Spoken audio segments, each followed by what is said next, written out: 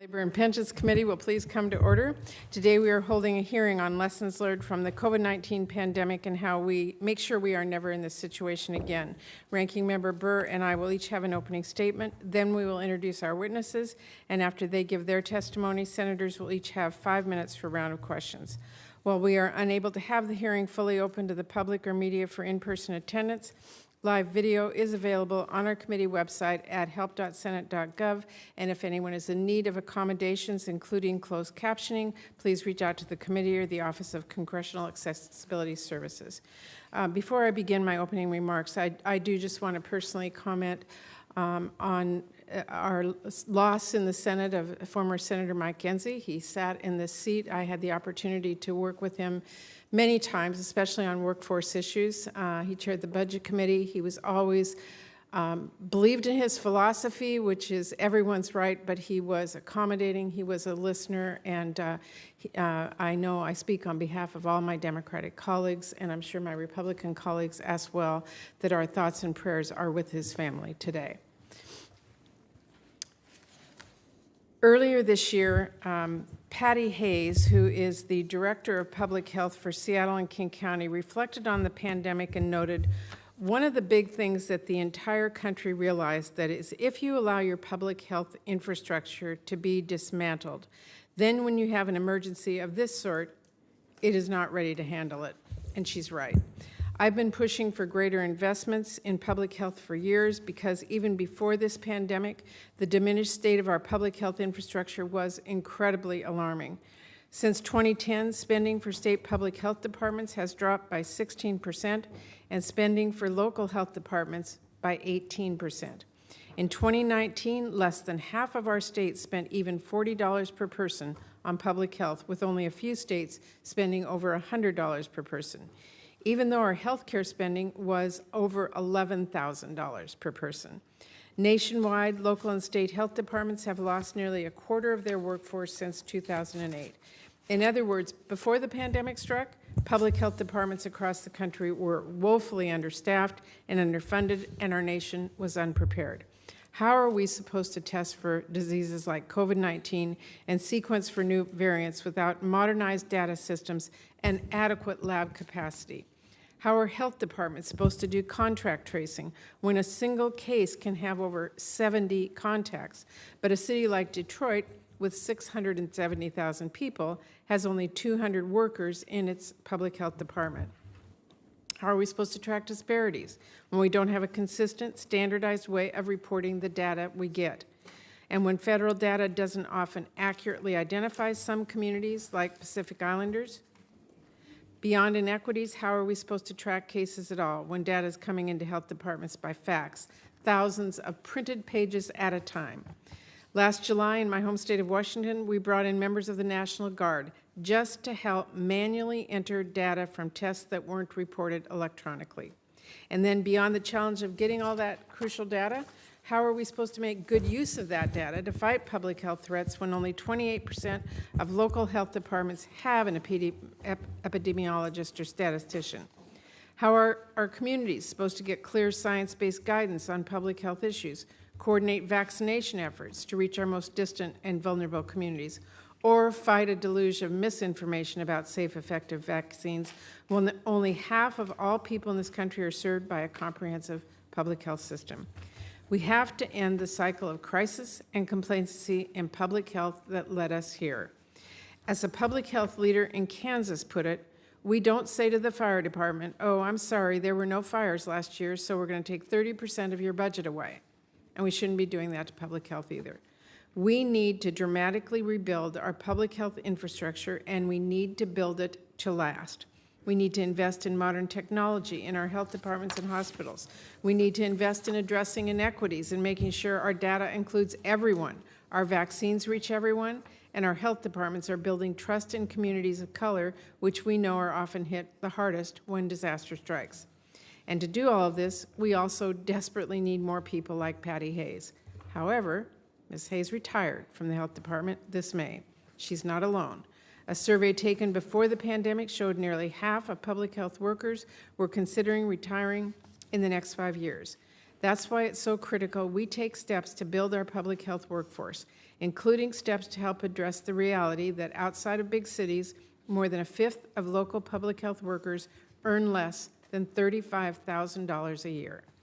In her comments earlier this year, Ms. Hayes went on to say, and I quote, "I'm hoping that the wisdom will prevail to really invest in the core public health infrastructure so that we're faster, better coordinated, and ready for the next thing." I'm hoping for that too, and I'm pushing as hard as I can to make it happen, which is why I introduced the Public Health Infrastructure Saves Lives Act so we can finally end the cycle of crisis and complacency in public health funding. It's why I've been pushing so hard for Congress to invest in public health in our COVID response bills, and it's why I've been pushing for our bipartisan work to reflect lessons learned from this pandemic.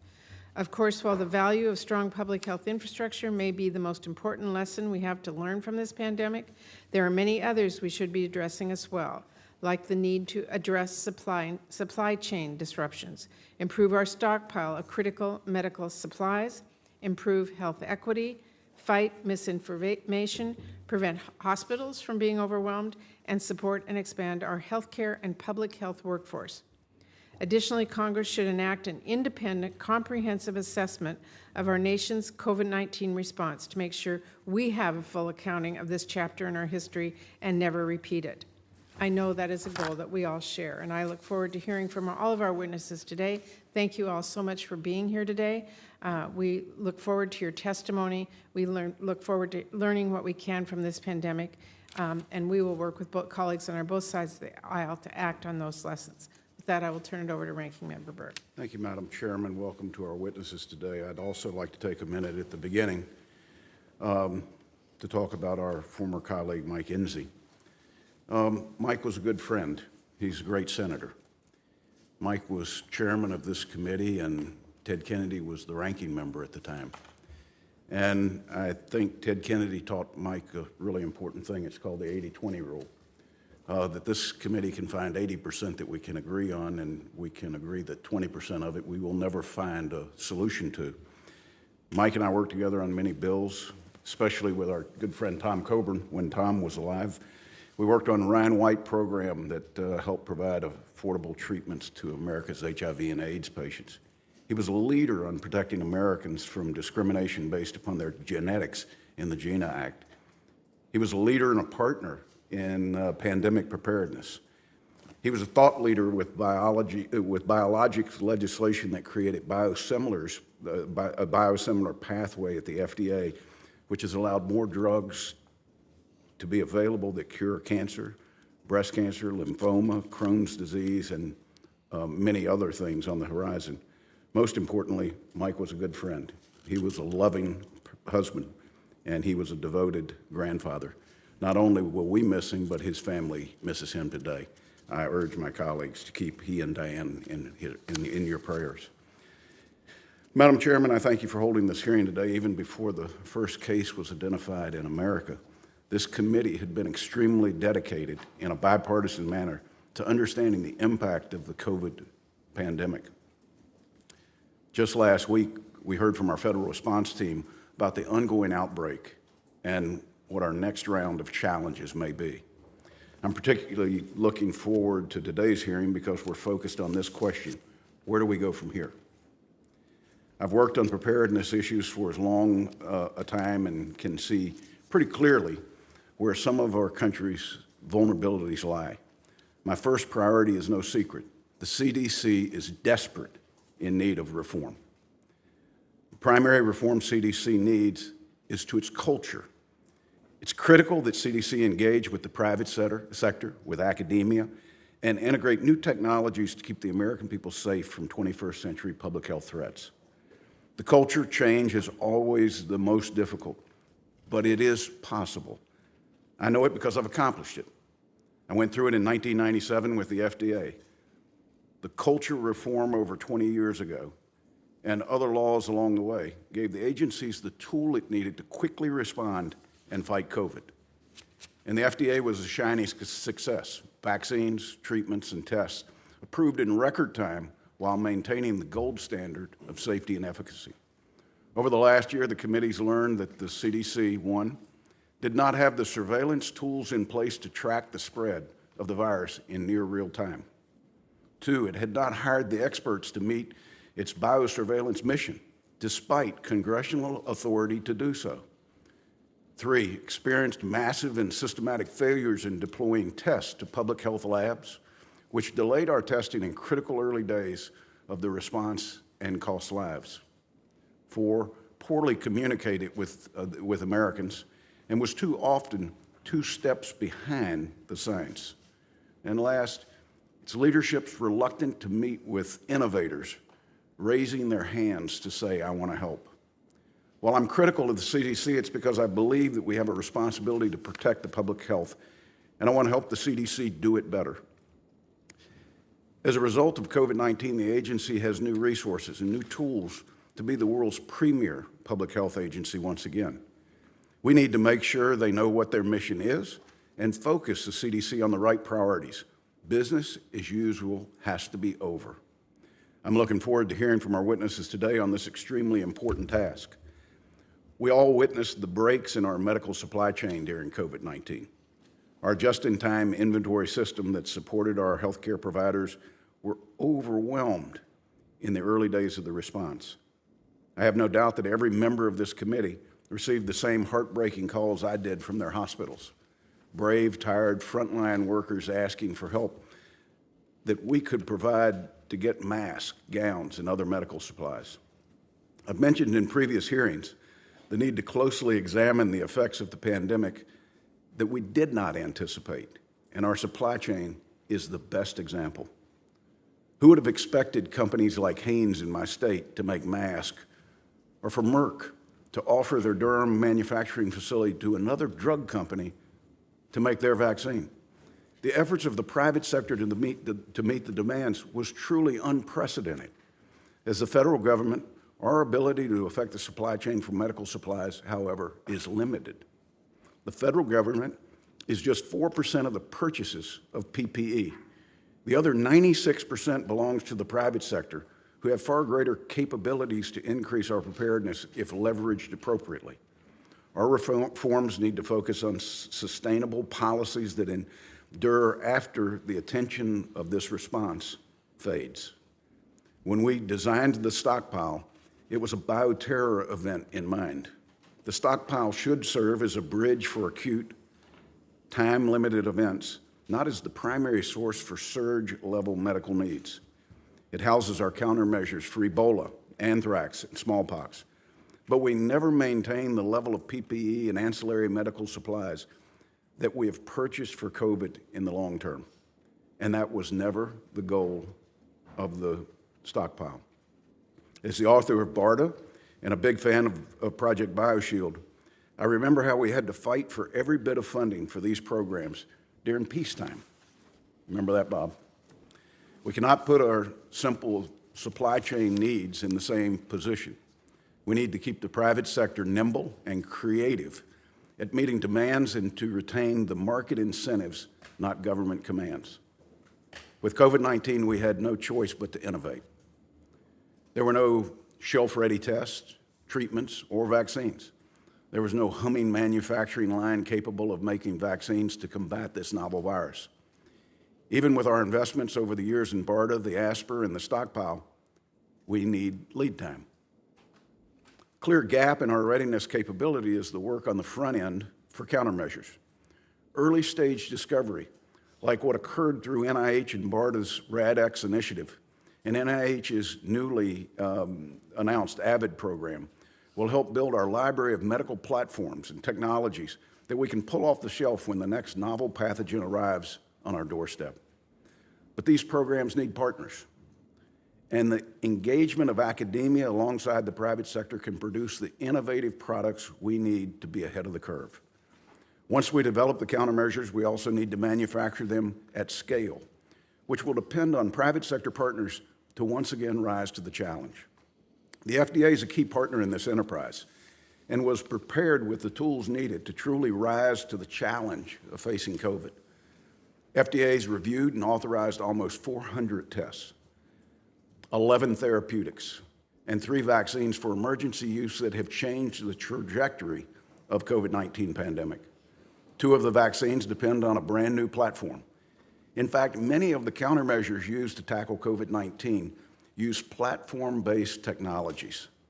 Most of these countermeasures were developed for COVID-19 in less than 1 year, a process that usually takes more than 3 times that amount of time.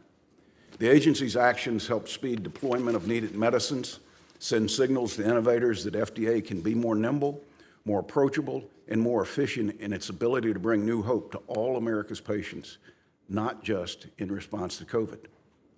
But it doesn't stop once these products are authorized. We need to get them in the hands of doctors and nurses to help patients just as urgently today to address the Delta variant as we did previously in this response. Senator Murray and I know our priorities are big undertakings. The lessons we've learned from this pandemic and the solutions at hand will likely be different for each state, locality, and community. The HELP Committee has a long bipartisan history of putting in the work to bring together the right answers to solve problems facing Americans. Our goal is to provide a targeted legislative response this fall to the biggest gaps in our preparedness architecture. To our witnesses today, you're a very important part of that process. Your testimony can help us understand where you all witnessed the biggest gaps in our preparedness and response framework and how best to address these gaps so that we can leave our framework better prepared than in fact we found it. With that, I thank the chair and I yield back. Thank you, Senator Burr. Again, welcome to all of our witnesses. We will now introduce them. Our first witness is Mr. Les Becker. He's the Deputy Secretary of Innovation at Washington State Department of Health. His work leading the department's first ever Office of Innovation and Technology includes overseeing data, informatics, and health technology. Before joining us in Washington State, Mr. Becker worked on public health in Harris County, Texas, leading the county's nationally acclaimed Public Health Innovation Lab. Mr. Becker, thank you for being here with us today.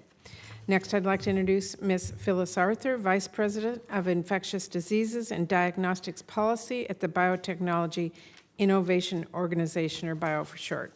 Ms. Arthur first joined BIO back in July 2009 as Director of Healthcare Regulatory Affairs. In her role at the organization, she works with member companies in the areas of vaccines, molecular diagnostics, and biodefense. Prior to joining BIO, she worked for Merck in their vaccine division. Ms. Arthur, thank you for joining us. I look forward to your testimony. Dr. Jantz is our next witness. He will be introduced by Senator Cassidy. I think this is the 4th person I've had the privilege to introduce to whom I lectured on diarrhea and hepatitis. I was famous for that lectures. But anyway, I have the privilege of representing Dr. David Jantz, who is the Director of Medical Critical Care Services at University Medical Center in New Orleans. And Dr. Jantz has seen firsthand what works and does not work in the COVID-19 pandemic response. On the front line, he helped direct the response. Remember, New Orleans was terribly hit, one of the first places that was hit right after Mardi Gras, where presumably it was introduced. And so as New York was higher profile, we were also having our troubles. And Dr. Jantz on the front line helped direct the response at the medical center and across Louisiana, hosting regular conference calls, updating colleagues on best practices. He continues to help coordinate Louisiana's statewide critical care response as a member of the Louisiana Department of Health's Critical Care Task Force. With Dr. Jantz, the Critical Care Task Force has developed easy-to-use patient care tools and operational solutions for hospitals across Louisiana. These have later been rolled out nationally, helping hospitals across the country fight the pandemic. Before the pandemic, Dr. Jantz had started with a medical degree from LSU School of Medicine, an internal medicine residency, critical care fellowship, and Master of Science in Clinical Investigations at Vanderbilt. As we elected officials weigh the economic, social, and physical health impacts of proposed policies, it's valuable to hear from medical experts. I look forward to Dr. Jantz's testimony, and with that, yield. Thank you, Dr. Jantz. Welcome to you. Our final witness today is Anita Cesaro. She's the Deputy Director of the Center for Health Security at the Johns Hopkins Bloomberg School of Public Health. As Deputy Director, Ms. Cesaro has expanded the center's efforts in epidemic preparedness, global biological risk issues, and international biosecurity. She also currently chairs multiple World Health Organization working groups on research and has 30 years of experience as a health lawyer. Ms. Cesaro, thank you for joining us today. I'm pleased to have you as well. With that, we will begin our witness testimony, and Mr. Becker, we will begin with you. Good morning, Chair Murray, Ranking Member Burr, and members of the committee. Thank you for your leadership in inviting me to testify today to share lessons learned from COVID-19. Let me start by acknowledging that this pandemic is far from over. When my boss, Dr. Shaw, Washington State Secretary of Health, testified to this committee in March, he noted 500,000 Americans have lost their lives. I would be remiss not to acknowledge the tragic loss of another 100,000 since then. I want to thank Dr. Jantz and all the other healthcare and public health professionals on the front lines across our nation that are helping to keep our community safe as we respond to this pandemic. While we still have a long way to go, I believe there are lessons that we have learned that can shape a public health system built for the 21st century to protect the safety of all Americans. My name is Les Becker, and I was recently hired from the private sector as the new Deputy Secretary of Innovation and Technology for Washington State Department of Health. Previously, I had worked at Harris County Public Health for 11 years with Dr. Shaw, and we innovated and we increased data systems and we used technology to make our work better, building one of the best local health departments in the country. I come at public health and innovation and technology from a slightly different perspective than some of my colleagues. My background is grounded in technology, business management, project management, and finance. I don't believe that people recognize how decrepit and disparate our current public health data systems are, and that it will take a lot of work, time, and resources to modernize them. I believe to build and maintain strong public health infrastructure, we need to apply innovative practices that ensure efficient use of resources, achieve desired outcomes, and foster a continuous improvement environment that bridges the federal government, state government, and local public health divide. Today, I want to touch on three main points: the criticality of interoperable data systems, the value of public-private partnerships, and the need to invest in well-coordinated local, state, and federal data systems through regional innovation hubs. First, we need policies that incentivize interoperability to connect public health data systems with a broad range of partner systems, including healthcare. For example, in Washington, WaHealth was developed quickly as a public-private partnership with public health, our healthcare system, and Microsoft to provide actionable data for preparedness and response during the pandemic. WaHealth provided decision makers with real-time input from Washington's hospital system for staffing, emergency department availability, PPE, and other items needed during the response. When the need arose, WaHealth was expanded to collect data from approximately 1,800 providers to feed the state's vaccine data locator system. And that included data on wheelchair accessibility and language translation options on site. Second, we need to incentivize private partners to stay the course post-pandemic. Through this pandemic, we have seen the amazing accomplishments industry and public health can achieve when we all come together. In Washington, one example of this is the Vaccine Action Command and Coordination Center, or VACS, which brought together healthcare organizations, including Kaiser Permanente, and countless private business partners such as Amazon, Costco, Microsoft, and Starbucks to figure out how to distribute vaccines equitably and efficiently across Washington state. Finally, we did an investment in well-coordinated local, state, and federal data systems through regional innovation hubs. Right now, we are funding siloed programmatic data systems that are not suited to handle the needs of today or tomorrow. Moving forward, we need a strong and empowered team of federal, state, and local public health agencies to come together at one table, shaping the 21st century data systems of tomorrow. Let me close by saying, if nothing changes, we will get more of the same. Systems without the robust capabilities and capacity to respond to the next emergency. And we are at a crossroads. Either we can act now and invest in public health, or we can react later. I hope COVID-19 will move us to action. Federal legislation like Chair Murray's Public Health Infrastructure Saves Lives Act could help make that hope a reality. On behalf of the state of Washington, ASTO, and my colleagues across the nation, I appreciate the opportunity to testify today. Thank you. Thank you very much. Thank you very much. Ms. Arthur? Good morning, Chairwoman Murray, Ranking Member Burr, and members of the committee. My name is Phyllis Arthur. I'm the Vice President of Infectious Diseases and Emerging Science Policy at the Biotechnology Innovation Organization, or BIO. Thank you for the opportunity to share our thoughts regarding lessons learned from the COVID-19 pandemic. Since January 2020, our industry has initiated over 950 unique therapeutics and vaccines against COVID-19, demonstrating our commitment to the critical research, development, and manufacturing of medicines that help save lives in a public health emergency. COVID-19 will not be our last public health emergency. We face numerous bio-threats from natural and bioterror threats. Strong support for medical countermeasures R&D is critical to protecting our national security. Today, I will share BIO's thoughts on how to strengthen our national preparedness through coordinated leadership, expanded partnership with industry, and better public health infrastructure. We applaud the success of the government partnerships in developing and distributing vaccines and therapeutics. BIO believes a stronger FEMC, led by the ASPR, could accomplish similar success in the future, given the health emergency expertise within ASPR. An interagency FEMC should prioritize products, move products swiftly through agencies for development, and procure MCMs through the SNS. Appropriate funding levels must be provided for early-stage development through large clinical trials, manufacturing scale-up, and procurement. Second, maintaining a permanent framework for MCM clinical trials, such as ACTIVE, to rapidly evaluate products for emergency situations is the best way to rapidly respond. Third, our government must work with industry on communicating clear product priorities and requirements, as well as strategies for maintaining excess capacity for emergencies through multiple partnerships. Any payment for this capacity should be viewed as a cost-effective insurance policy for national preparedness. BIO agrees with the strategic focus of the American Jobs Act that proposes investment in the U.S. supply chain and domestic production.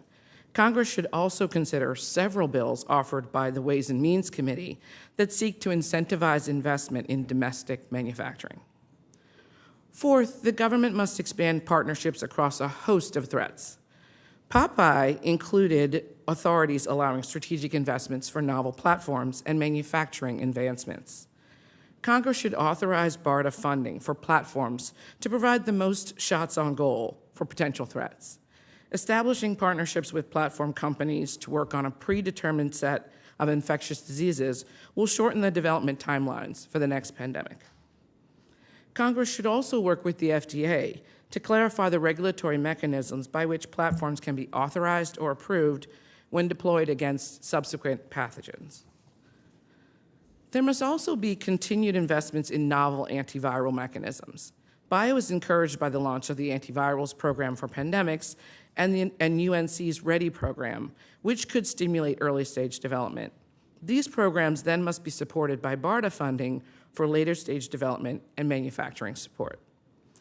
These initiatives must be in addition to the ongoing programs to develop, produce, and stockpile MCMs for specific CBRN and biological threats, preparing for all possible scenarios. This includes support of therapeutics that treat severe consequences like acute respiratory distress syndrome and antibiotic-resistant infections. COVID-19 infections reinforce the urgent need for antimicrobial products as both major public health and a national security threat. We therefore encourage the inclusion of Pasteur and Disarm as part of the legislative effort. Lastly, we must invest in public health infrastructure by expanding CDC's surveillance capabilities for viral testing and genomic sequencing, and also the HHS systems that capture utilization and demographic data for MCMs during an emergency, while sustaining the infrastructure improvements made this past year for delivery of therapeutics and adult vaccines. This will ensure that communities can get vaccines and treatments not only during a pandemic, but also on a routine basis. BIO and our members are committed to working with Congress on these issues, and we thank you again for the opportunity to testify today. Thank you. Dr. Jantz. Chair Murray, Ranking Member Burr, and the distinguished senators of the committee, I'm grateful to have the opportunity to testify today and discuss important lessons that have been learned during the COVID-19 pandemic and how might these lessons inform future pandemics and other crises in healthcare. These lessons learned are from my experience at University Medical Center in New Orleans as the Director of Medical Critical Care Services and as a healthcare worker who has treated hundreds of critically ill adults with COVID-19. University Medical Center in New Orleans cares for a diverse and underserved patient population, including uninsured patients and low-income communities. The first lesson I'd like to discuss is that learning in real time from forward positions in a pandemic prepares locations which will soon experience similar strain in their healthcare system. In March of 2020, New Orleans had a rate of rise of COVID-positive patients similar to the Lombardy region of Italy, which was already experiencing marked strain in their ability to deliver health care. An early description from this region, not just of what illness coronavirus causes, but how large numbers of patients with this disease impact a healthcare system, was critical to our preparation. These operational reports early in the pandemic made it clear that early in the fight against this disease, success would be driven by public health measures and a hospital's ability to manage what is called hospital strain. Hospital strain is defined as an excessive demand on the resources or abilities of a hospital and is a problem that's existed in healthcare for decades. For example, what systems are in place to respond when an emergency department is full of patients and there's a large number of patients in the waiting room? How does a hospital manage mass casualty incidents, or how do we care for critically ill adults when intensive care units are full? Hospital strain occurs much earlier than the nightmare scenarios of running out of ventilators. Even more worrisome, hospital strain is associated with worse patient outcomes. At University Medical Center in New Orleans, we responded to the soon-to-come strain by scaling critical care services for COVID-19, adding personnel such as nurses and physicians, giving them evidence-based patient care tools that allowed them to provide high-value critical care to a large number of patients. Strain will continue to affect hospitals in various ways in the future, and successful responses to strain may avoid poor patient outcomes. The ability for us and others to share these operational successes with other hospitals via seminars conducted by the Louisiana Department of Health and the Department of Health and Human Services was vital to smaller, more resource-limited hospitals to aid them during times of current and future strain. The past year and a half has also been characterized by an unprecedented rapidity in discovery of effective vaccines and treatments for COVID-19 due to an integration of clinical research into healthcare systems. Another key response to future pandemics will be high-quality clinical research conducted efficiently alongside clinical care to develop new preventative and treatment strategies for future pandemics. The final lesson learned that I'd like to discuss today is the lesson that worries me most today in my home city of New Orleans and home state of Louisiana, and that is specifically caring for the caregiver is a vital component to crisis response. We've asked a lot of healthcare providers caring for COVID-19 patients over the past year and a half, a first, second, and now third, and now fourth wave. We've strained the human beings providing this care to a critical point. 43% of nurses around the nation are considering leaving the healthcare profession this year. The past and current COVID-19 surges and future healthcare crises will likely be characterized by running out of healthcare workers rather than running out of ventilators. Beyond COVID-19, how do we improve care for underserved patient populations, increase access to care, make inroads on decreasing cardiovascular disease and diabetes, and improve many other aspects of healthcare when healthcare is asked repeatedly instead to focus on COVID-19 surges? Over 1/3 of healthcare workers are experiencing anxiety or depression. As many as 1 in 4 are experiencing symptoms of post-traumatic stress disorder, and symptoms of burnout are experienced by over half of critical care physicians. This is the state of the workforce asked to return to the COVID-19 front lines for a second, third, and now fourth wave. We will continue to confront this current wave that we are experiencing, which is our duty, knowing that our physical and mental health is the cost that we will continually pay. But we are still focused on saving the patients in front of us who unfortunately may pay a higher price.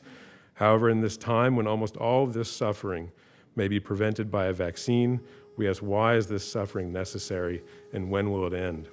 In conclusion, learning from the front lines, healthcare systems responding effectively to strain, rapid dissemination of medical evidence, Understanding that good clinical research results in better clinical care, and taking better care of the caregivers are just a few of many approaches to future crises in healthcare. Let us continue to develop the national resolve to end this current crisis by embracing the gift medical science has repeatedly provided to humanity for hundreds of years, that gift being vaccinations. Thank you. Mrs. Cesaro. Chairman Murray, Ranking Member Burr, and members of the committee, thank you so much for the opportunity to speak with you today. I am the Deputy Director of the Johns Hopkins Center for Health Security. The opinions expressed are my own and don't necessarily reflect the views of Johns Hopkins University. For over 20 years, the mission of our Hopkins Center for Health Security has been to protect people's health from epidemics and disasters and to ensure that communities are resilient to major challenges. Last year, our center launched the Capitol Hill Steering Committee on Pandemic Preparedness and Health Security, and I would like to acknowledge the excellent leadership from Senators Baldwin, Burr, and Casey, 3 of the 6 Senate co-chairs of the Steering Committee. For as long as I can remember, this HELP Committee has crafted and supported comprehensive bipartisan policies. Thank you for continuing that tradition today. The profound effects of the COVID-19 pandemic should galvanize this committee and Congress broadly to do everything in your power to prevent this or worse from happening again and to be better prepared if it does. Our goal should be a pandemic-free future. When we take a step back and look at the big picture and identify the lessons learned from the COVID-19 pandemic, what jumps out is the need to fundamentally shift from a largely reactive posture to a more proactive posture across the board. In my remarks this morning, I'll focus on 3 points where we need to shift to a more proactive stance. First, we support the $30 billion investment over the next 4 years to improve pandemic preparedness as called for in the American Jobs Plan. This would bolster our public health capabilities and biomedical preparedness to better protect Americans. Second is the need for a dedicated Disease X medical countermeasure program at BARDA. BARDA has a proven track record of partnering with private industry and developing vaccines, therapeutics, and diagnostics against a defined list of biological threat agents. However, there's no sustained funding or program or strategy dedicated to accelerating the development of medical countermeasures for previously unidentified infectious disease threats. While it's not possible to identify which specific virus will cause the next pandemic, we do know that certain viral families possess the kinds of attributes such as high lethality, high transmissibility, and asymptomatic spread that are likely to lead to large-scale outbreaks. Because we know that viral families with these attributes can produce our next pandemic pathogen, BARDA could, with sufficient and sustained resources, work in partnership with companies to advance the development of innovative technologies and specific vaccine platforms that are best suited against these viral families. That way, when the next viral pathogen emerges, we would have the ability to adapt the technologies and platforms quickly and quickly develop effective vaccines and drugs before the outbreak has a chance to spread. A dedicated Disease X medical countermeasure initiative should be created in BARDA in coordination with NIH, DoD, and other federal stakeholders. My final example is the need for innovation in next-generation masks and respirators for medical workers, essential workers, and the public. Advances in this area are long overdue. Despite the importance and daily utility of masks, healthcare workers have been using basically the same surgical masks, procedure masks, and respirators for decades. By incentivizing innovation, we can develop medical masks and respirators that are reusable, better fitting, and more comfortable for long stretches. The public should also have better quality masks. While it's great that you can buy a mask almost anywhere these days made of cloth, there's very little quality control.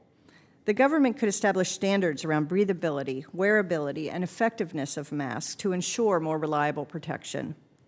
Currently also, most masks and respirators are either made overseas or their materials are sourced from overseas. BARDA could provide financial support to domestic companies to scale up production, and the SNS could purchase enough to meet future needs based on a range of severe scenarios.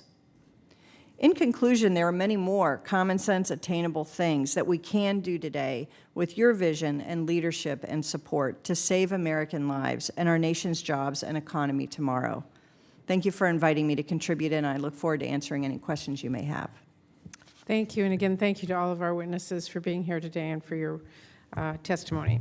We will now begin a round of 5-minute questions of our witnesses. I again ask our colleagues keep track of the clock and please stay within those 5 minutes. Mr. Becker, let me start with you. You do have significant experience building innovative data and laboratory infrastructure for state and local health departments. As we have all seen over this past year and a half, complete and accurate data on cases, hospitalizations, and deaths allows us to reduce community spread, and it saves lives. I wanted to ask you, what was the biggest initial barrier to effectively sharing COVID-19 data between public health systems, medical systems, and federal agencies? Thank you for the question, Senator. I would say interoperability is the biggest challenge, but it's only the biggest by an nth degree. So interoperability with our hospital systems created a lot of workload and stress on the public health system, which is already underfunded and understaffed. And one of the issues that we have from a public health standpoint is that our systems don't talk the same language. So we're talking at each other but not to each other, and that creates confusion, and especially in the pandemic. So that's the top one. But I would say just underneath that, it's just the scalability of the systems that exist today. These systems were built 20, 30, even some of them 40 years ago. And they're slow, and they don't adapt to today's world. One of the issues that we had, for instance, in Washington State was the electronic lab reporting system, which was designed many, many years ago, could only handle about 350,000 cases per year in the state of Washington. And that's about what we asked of it. In the pandemic, we were asking it to do that in less than a month. And it created slow systems that couldn't respond, that frustrated workforce, and that just leads to error and the lack of ability to respond to the immediate needs of the system. So I'd say those were two. I took a little liberties with your question, but thank you. No, that's great. Thank you so much. You know, the flawed response to this pandemic caused new health inequities and exacerbated existing ones. And without improved data on race and ethnicity, it's difficult to know the extent of the impact and to adjust our response accordingly. How can we improve data collection and sharing so we can have a better understanding of the impact of the pandemic on communities of color? Thank you, Senator. Great question, and that is a true issue that we're going to have to deal with at all levels of state, local, and federal government, and we need standards, for one, on the collection of that data so it's normalized across all those systems. And it sounds very simple when you talk about just collecting additional race, ethnicity, and demographic data, but it's actually quite complicated. It's complicated by the systems that don't allow for those quick changes, but it's complicated by the way the questions need to be asked and the workforce that needs to be trained to ask them, and the regional variations that happen across this country with racial and ethnic diversity. For instance, in Washington State, we have tribal governments, and there's 29 of those. And we need to get those affiliations right so we can report back to those tribal partners. And that's a lot of work for them right now to classify themselves once that data is in our system. Okay, thank you. Ms. Cesaro, we have to address all the facets of our public health infrastructure while working to improve our response. Workforce, data, medical countermeasures to state and local capacity. We can't solve just one of these challenges, ignore all the others, and expect our system to work better the next time around. What is your top recommendation for federal action that will allow us to comprehensively and systematically address the failures we've seen over the course of this pandemic? Thank you for that question, Senator. Once again, I believe it's very important to invest sufficiently in our future for longstanding, sustained support for our public health infrastructure, for our biomedical preparedness, for our hospitals, frontline workers, and we can do that through the $30 billion investment, or at least that is a good start, through the American Jobs Plan. And that money would be well spent so that we don't just react to this crisis and move on in that crisis complacency cycle, but invest in the future in a sustained way.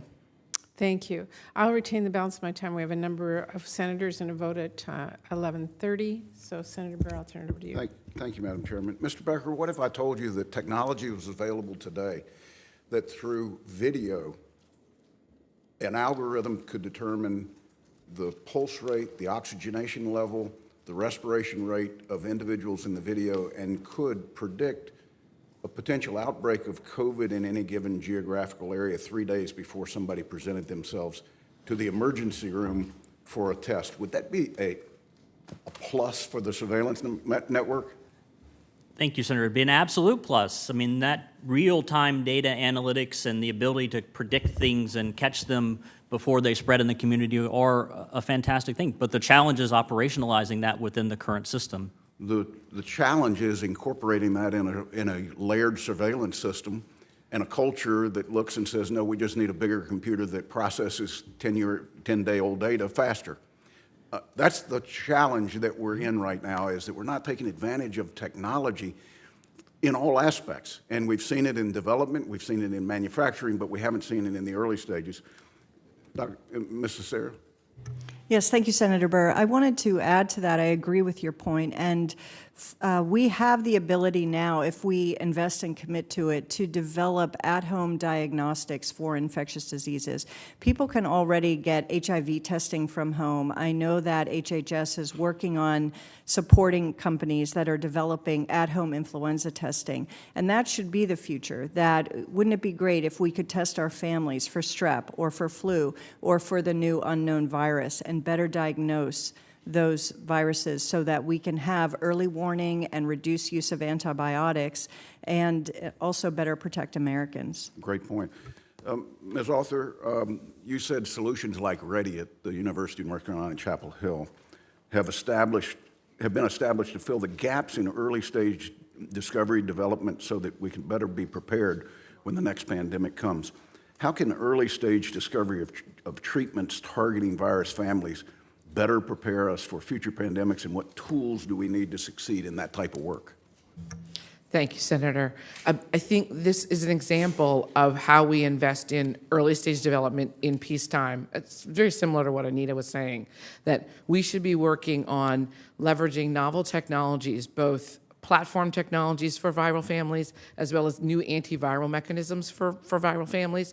We can do a lot of different work across these families, the coronaviruses, the flaviviruses, and have a base of knowledge and understanding of how those different technologies actually could respond if we see a novel virus in that family. I think we learned that with SARS and MERS, with the SARS-CoV-2 outbreak, and doing a deeper analysis and a deeper set of testing of these kinds of new mechanisms could actually allow us to spring forward even faster with new products if we see a disease X that we don't know. It has to have that funding on the back end that pulls those products through from early stage development through the more expensive later stage clinical trials and the manufacturing scale up, but that partnership between the agencies could do that.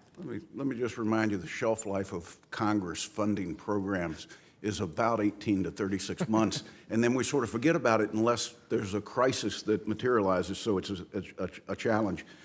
Ms. Cesaro, let me ask you a question, but before I do, you talked about the expanded jurisdiction authority of BARDA. BARDA does have the authority today to invest and develop massively in technology platforms. So even though it's not there in an increased threat list, we did add antibiotics to their portfolio. From a standpoint of the technology platforms, it's expanded their capabilities significantly. Now, Hopkins gave the CDC a good run for their money with COVID tracking. Not only did it become a useful tool for the American people to be able to track the virus in their communities, federal officials were also using it as a resource, and it was quoted frequently. How can the federal government better partner with the private sector and academia to advance biosurveillance capabilities? Thank you for that question, Senator. And I agree with your stated goal early on that for CDC, it should be the premier CDC in the world. It has been for years, and that needs to be our goal going forward into the future. We need to provide CDC with a sufficient, resources and purpose to be able to expand, to be able to work more seamlessly with the private sector, with academia, and to invest in the kinds of systems that they need for better surveillance, to work more seamlessly with state and local public health agencies, and to be able to really have that real-time data that is more actionable so that it informs the response. Madam Chairman, just one last question. Dr. Jantz, how was Dr. Cassidy as a lecturer? Best diarrhea lecture there is. Very good answer. Thank you. Thank you. Senator Casey. Chair Murray, thank you for calling this hearing. I'm going to thank you and Ranking Member Burr. And I want to get to our witnesses. We're honored you're here and get to my questions. I did want to join so many of our colleagues in paying tribute to Mike Enzi, former senator from Wyoming. Probably the best way to describe Mike Enzi is he was the paragon of decency in a town where that is often in short supply. Just such a good person. It's always interesting what you remember when you hear about the passing of someone that you knew or someone that you had some familiarity with, and I got to know Mike on this committee. But before I was on this committee, I think it was my first year, I remember standing on the Senate floor, just one of those interactions you remember at a moment like this where our former Senate Majority Leader, Harry Reid, was standing next to me towards the back of the chamber. And he made reference, I think he may have pointed across the room and said, he said, "Bob, that's Mike Enzi, he's a good man." That's all he said, and then, as Harry Reid would often do, didn't say much more. But I didn't know Mike at that point in time, and then got to know him a few years later on this committee, and we're going to miss him in so many ways, and we're just so saddened that soon after leaving this chamber that he, and this legislative body, that he was taken from us. So we're thinking of him, remembering him with respect and fondness, but also, of course, thinking of his family and praying for them. So we're all going to be paying tribute to him in the next number of days. I wanted to thank the witnesses for sharing their remarkable expertise with the committee on pandemic preparedness legislation, all kinds of legislation. I appreciate the opportunity to have worked with Chair Murray in the past on these issues, and Ranking Member Burr. He was working on these issues before, just a number of years before I got to the Senate. Also with Ted Kennedy, I guess, Richard, at that time, as he made reference to Senator Enzi, Senator Kennedy working together. But I appreciate both the chair and the ranking member and the work they've done, especially on previous authorizations of the so-called Pandemic All-Hazard Preparedness Act. We're still grappling, of course, with the COVID-19 pandemic, and we also need to look ahead to the next public health emergency and get prepared for that. So I'll start with Ms. Arthur. I want to thank you for your testimony today and the expertise you bring. The many, and also the many times you've shared that expertise with members of our staff. I wanted to ask you to expand on what you had in your written testimony on page 13.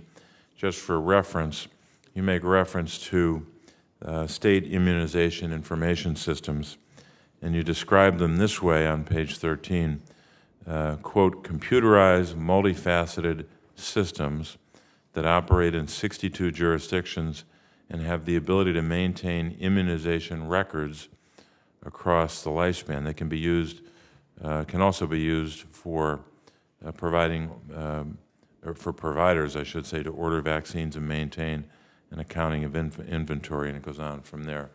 I guess the basic question with regard to these information systems is, what are some of the challenges they currently face? Thank you, Senator, for that question. These systems are very, very important to the core public health infrastructure of each state, and they face many different challenges. Data capture, the way that they're built, some of them are older, each state has their own. Some of them do not yet include or had to quickly add space for adult immunization because of the pandemic. I think what's most important, very much like Mr. Becker said, is the interoperability of systems. Interoperability with the electronic health record, interoperability between states. Many people might live in one state and work in another. And so it's really important that we think of these immunization information systems as one of the core foundations of our vaccination infrastructure. And how about, are there resources available from the federal government to support both, as you make reference to, functionality and interoperability? Absolutely, there are. The CDC actually has immunization cooperative agreements with the 50 states, territories, IHS, et cetera. But the funding here has been stagnant for many years, and each state then apportions some or maybe a very small amount of their state budget to these systems. They really do need an overhaul and a clear modernization. And certainly there's several legislative bills moving that actually seek to help the states modernize their immunization information systems. We strongly support those among the vaccine companies at Bio. Thank you for your support of that as well. Thank you. Thank you. Senator Cassidy. Thank you. Let me just follow up right there, Ms. Arthur. You allude to it in your testimony, and going back to what Chairman Ranking Member Burr said earlier, Congress gave $1 billion to CDC to upgrade information systems. Mm-hmm. And I was specifically asking last year for more money for immunization information systems, and was told that billion was going out to states in order to upgrade, that's where it was targeted, because I was frustrated with CDC's inability to give real-time data. Now, so it seems as if we're advocating for dollars, of which $1 billion has already been appropriated, and we're told this is where it went. But Mr. Becker, in your testimony, you indicate that in Washington State there has been inadequate money to upgrade the immunization information system. I say that because it seems like there's a disconnect here. We gave $1 billion. I was specifically told it's going to go to upgrade state information systems, and I'm hearing from a very innovative state that you have inadequate resources to upgrade. So let me ask, did you receive money from that $1 billion that we gave CDC last year?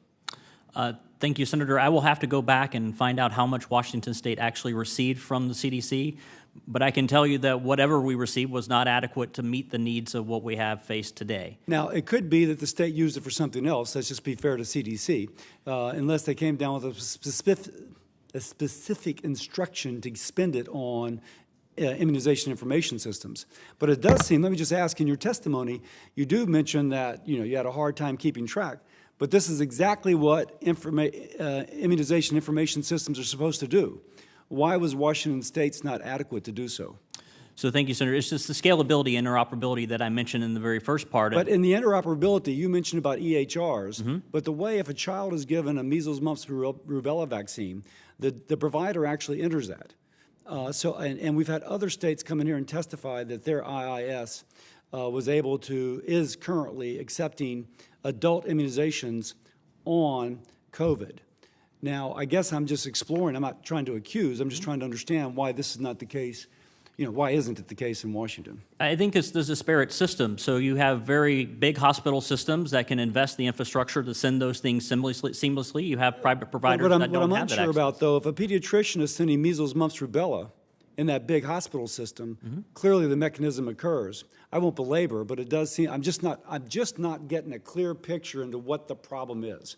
We give $1 billion to CDC. Somehow it's not happening. And yet the system works for childhood immunization, but it's not working for adult. I won't belabor. Dr. Jantz, I think one thing is clear. You mentioned in your testimony the need to have uniform standards of care. Fecal material is hitting the fan, and we don't have enough ICU beds. I probably used that line in my diarrhea lecture. We don't have enough ICU beds, but then we learn that we're putting too many people on ventilators. And putting on ventilators at too early a stage actually was associated with negative outcomes. I have to think that there's probably uneven uptake of that information in ICUs across the nation. I don't know that, I'm just assuming. How do we establish that uniform communication of care when how we manage a ventilator patient to ventilate or not really is critical in terms of both ICU utilization but also the patient's survival? Yeah, thank you, Senator. It was vital for us to be able to spread evidence-based medicine, how to prevent patients. How did you do it? Via the Louisiana Department of Health and the Department of Health and Human Services, when we conducted seminars with hospitals around the state and the nation where they asked us, how do you solve these specific operational problems? We gave them answers. Now, were you also able to give them like a checklist? Yes. So you were? Yes, we shared with them all of the materials we developed in our own hospital We stepped outside of the silo of an individual hospital system and shared all I of don't mean to our... interrupt, but I'm almost out of time. And you went nationally. Who sponsored your national outreach? ASPR with the Department of Health and Human Services. So hats off to ASPR for pulling that together. Absolutely. And were you able to demonstrably see that how patients were being managed kind of stayed in lockstep with best practices across the nation? Yes, it did catch up over time into what Now, is... over time, how long over time? A month, a week? Oh, on the scale of weeks. It was very quick. The feedback I got from hospitals around... One more thing. You know, we were short. I got a call from an anesthesiologist in San Francisco when things were really bad in New Orleans. He goes, we've shut down electives, but COVID hadn't hit us yet. We should be shipping all our machines to you, and then you ship them back when it hits us. Because we understood there was going to be an uneven kind of implementation on it. Never happened. Instead, we're scrounging to build new ventilators when they were sitting idle in many parts of our nation.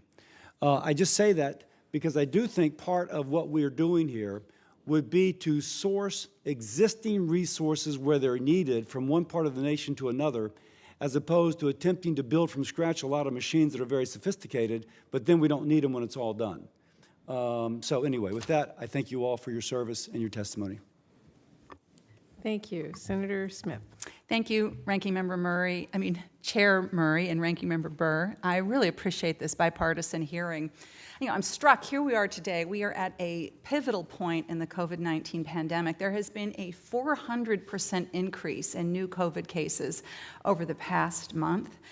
So what we do right now is going to determine what happens next with COVID-19. So today we're talking about lessons learned, but I feel driven to remind us that we need to learn these lessons like today and then apply them today so that we can avoid mitigate what looks to me like being another very concerning surge. So that's in my mind as I think about where we are.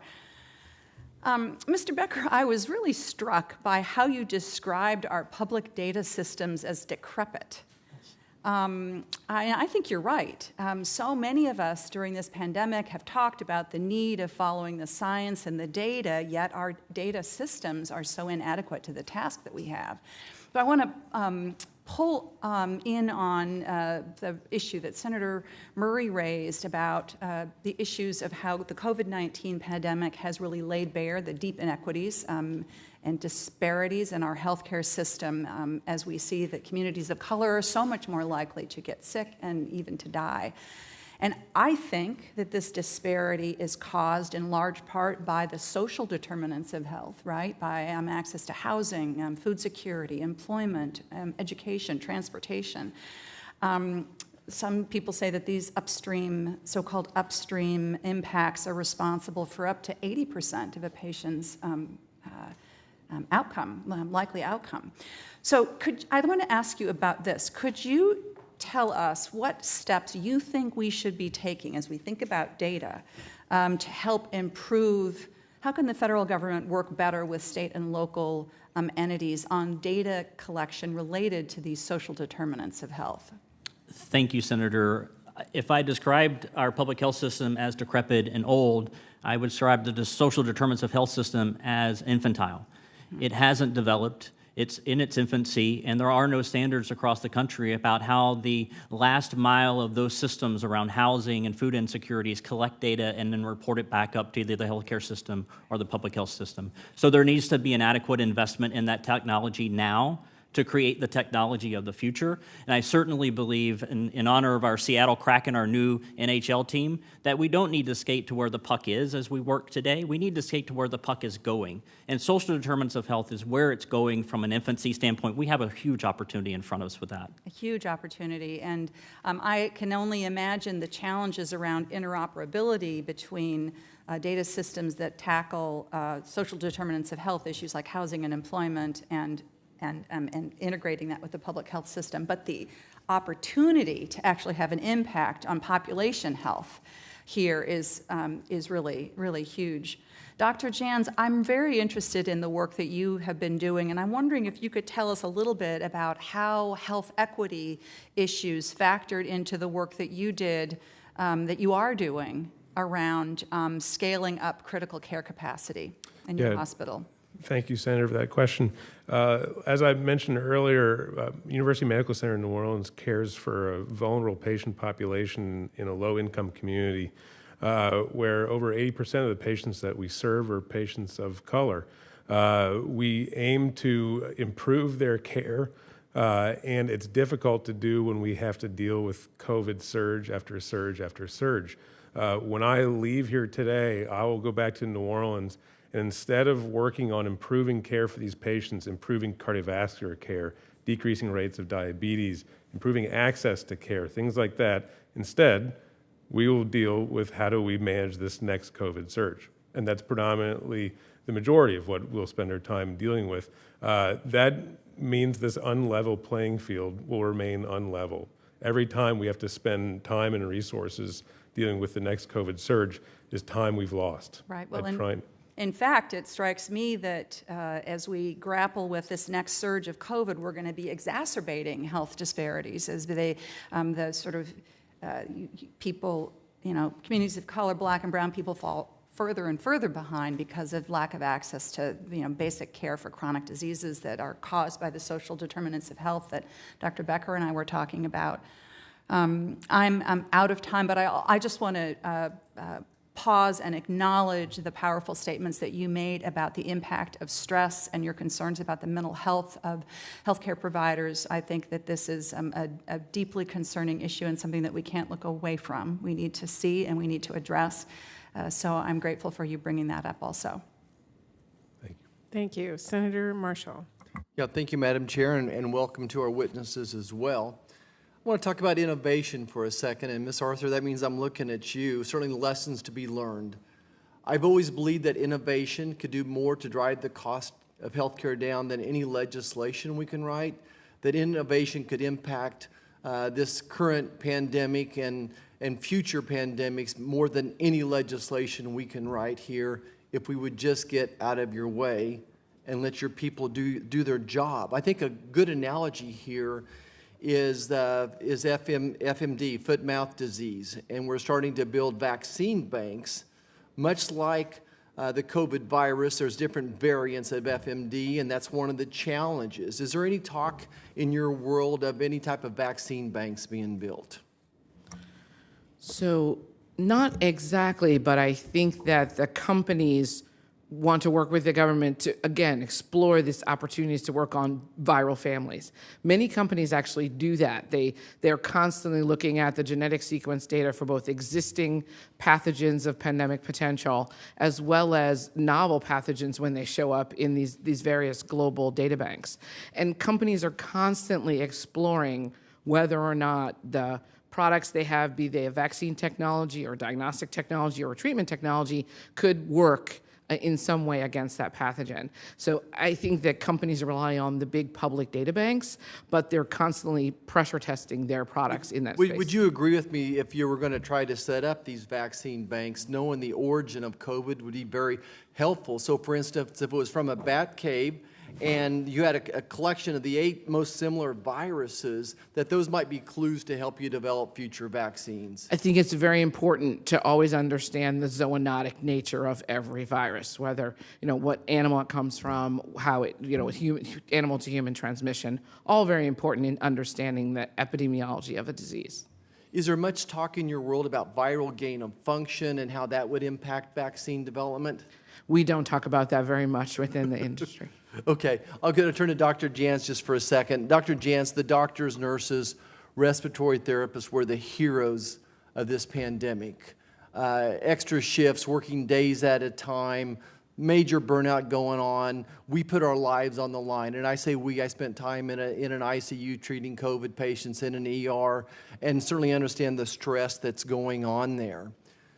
As we stand here today, and I talk to my docs back home, the biggest concern treating COVID patients isn't therapeutics and what type of respiratory therapy to give. It's a nursing shortage. Would you agree that that's certainly a huge limiting factor for your docs, and just not in big hospitals, but small hospitals and across the nation? Oh, I couldn't agree more, Senator.